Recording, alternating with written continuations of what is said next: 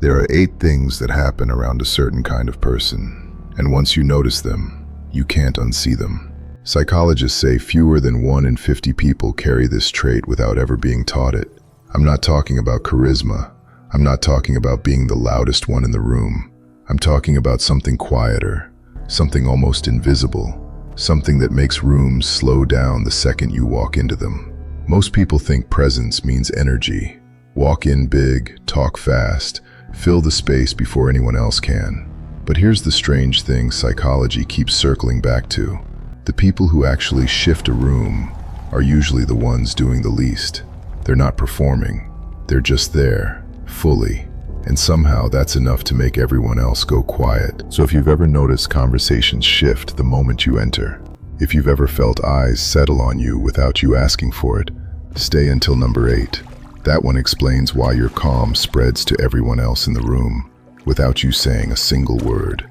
Number 1, you listen with your whole body, not just your ears. Most people listen the way they scroll a phone, half present, already composing their reply before the other person finishes talking. You do something different. Your shoulders turn toward the speaker. Your eyes stay. Nothing about you is rushing to respond, and the other person feels it before they can even explain why. Something in their nervous system registers, this one is actually here. That registration is rare enough that people quiet down just to protect it, the way you'd lower your voice near something fragile and important. Number 2, you don't rush to fill silence. The average brain treats a pause like an emergency. Someone stops talking and immediately another voice jumps in to rescue the moment. You don't do that. You let the silence sit there unclaimed for a beat longer than feels comfortable to everyone else. And in that extra beat, something shifts. People start listening to the silence itself, wondering what you're about to say, or whether you're going to say anything at all. That tiny gap is where your presence actually lives. Here's something worth sitting with for a second. Think about the last time a room went quiet around you without you trying to make it happen. That's not luck, that's a signal. If that's ever happened to you, drop the number of signs you're recognizing so far in the comments. It's oddly satisfying to watch that count climb. Number 3, your eye contact holds a fraction of a second longer than everyone else's. Most people glance and look away out of habit, almost like eye contact is something to survive rather than use. You don't flinch from it. You're not staring anyone down. You're just steady, present, unbothered by the moment lasting slightly longer than usual. And that steadiness reads as something most people can't name, but instantly respect. It says you're not anxious about being seen, which, in a world where almost everyone is quietly anxious about being seen, makes you rare. Point 4, restraint. Right before most people react, there's a half-second window where the brain decides whether to let the impulse out or hold it back. Psychology calls this inhibitory control, and it's one of the most reliable predictors of emotional intelligence that researchers have identified. Most people lose that window completely. Something surprising happens, and their face moves before their mind catches up. A reflex broadcast for the whole room to see. You don't lose it. There's a visible lag between what happens and what shows up on your face, and in that lag, people can tell you're actually thinking instead of just reacting. That's not slowness. That's a nervous system with better brakes than everyone else's. Number 5, you ask the one question nobody else thought to ask. Most conversations move in circles, the same surface-level exchanges repeated with different words. But every so often, someone asks a question that cuts straight through the noise, one that makes the whole room stop and actually think instead of just talk. That's you. And when you do it, something interesting happens. People go quiet, not because they're uncomfortable, but because they're finally being asked to engage instead of perform. Point 6, unpredictability. Your face isn't a stage.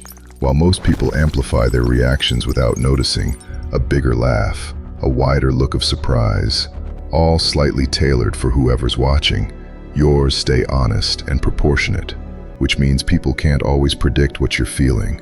And that unpredictability, paired with calm, creates something researchers keep coming back to when they study influence. You become harder to read at a glance, and harder to read means harder to dismiss. Number 7, You remember the small details other people forget. Not the big, obvious things everyone remembers, but the small ones. The offhand comment someone made 3 weeks ago. The thing they said they were nervous about. When you bring it up later, unprompted, something happens in the other person's expression that's hard to fake. The realization that they were actually seen, not just heard. That kind of attention is so rare now that it registers almost like a jolt, and people go quiet around it, the same way they'd go quiet around anything unexpectedly gentle. Point 8, and this is the one that explains everything else on this list. Contagious calm. Researchers have a specific term for what happens next. Autonomic nervous system co-regulation. The process by which one person's calm physiological state quietly stabilizes the nervous system of everyone near them. Not performed calm, not the kind people fake to seem in control, but the real thing. A body that isn't constantly broadcasting urgency. Voices drop half a register around you. Pacing slows. Rooms that were loud 30 seconds earlier start to settle, almost like your calm is quietly recalibrating everyone else's, without either of you noticing it happen. Here's the part nobody explains clearly enough. These 8 signs don't mean you're trying to control a room. They mean your nervous system is doing something most people's aren't.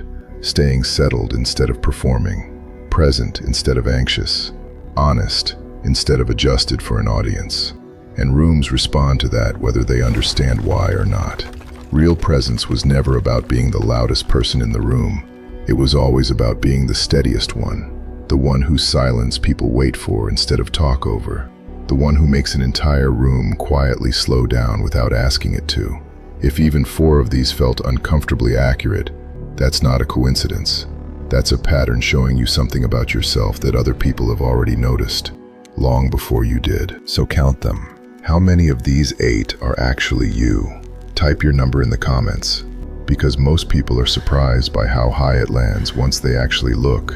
And if this is the first time someone's put language to something you've quietly known about yourself for years, subscribe.